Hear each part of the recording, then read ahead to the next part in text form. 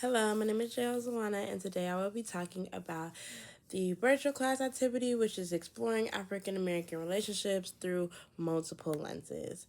So, while completing this activity, I believe that this activity expanded my understanding of relationships by showing how strongly culture shaped how we define closeness, support, and connection. One key insight for me was the idea of community based relationships, especially through the concept of Ubuntu, which emphasizes I am because we are. This contrasts with more individualistic views in mainstream American culture, where independence is often prioritized over interdependence.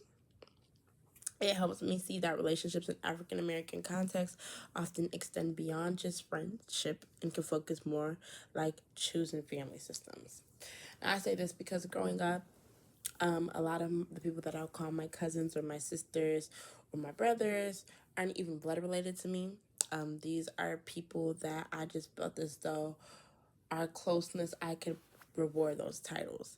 And that is the beauty in relationships within African American cultures, because you don't have to be a friend to somebody. You can be a sister to somebody.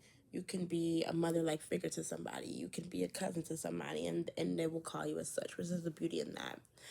And I also found it interesting how African American friendship networks provide emotional support, cultural validation, and even practical help, especially in environments where institutional support may be limited.